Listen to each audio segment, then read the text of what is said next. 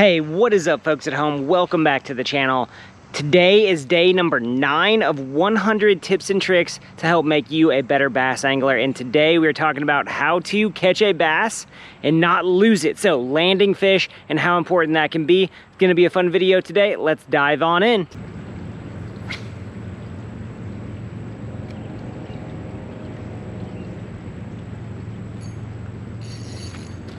That one.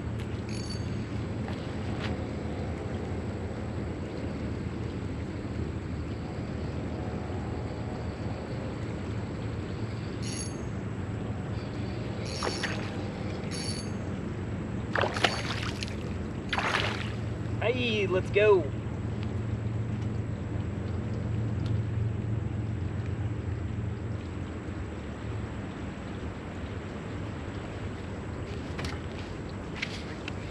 Hey, got him on the nice long cast there on the bank. Let's go.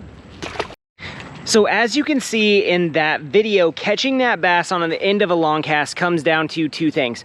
1, the gear that you're fishing with and how it's dialed in, and 2, not panicking and keeping pressure on that fish, right? So here's what we're thinking. When we're talking about keeping our gear dialed in, number 1, your spinning rod or your reel is going to have a drag setting. Your drag is made to pull as that fish is pulling. And a lot of people make the mistake of using their rod to fight the fish and not necessarily letting the drag do its job. You want your drag to be set so that you can pull out line without having to use too much force. And what you do when you have your drag set correctly is you're allowing the rod to fight the fish as much as the drag is fighting the fish. So when you catch those big fish and they're pulling drag and you're keeping constant pressure on them, too little drag will let them get loose and let them shake that hook.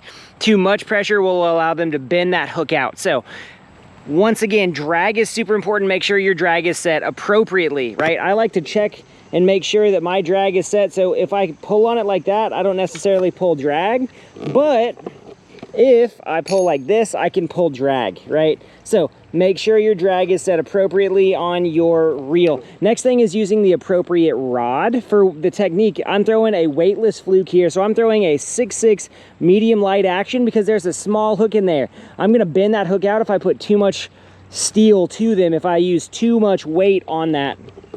So using the appropriate reel and using your drag correctly are huge in landing fish. The second thing is keeping that rod angled away. So think about it like this. If that fish, when I catch it, is running towards the bank, I want to be pulling my rod out this direction, because what I'm doing is I'm putting counter pressure on that fish and I'm making sure it's tight. If I put my rod tip over here and the fish is running that way, he's getting loose on me, right?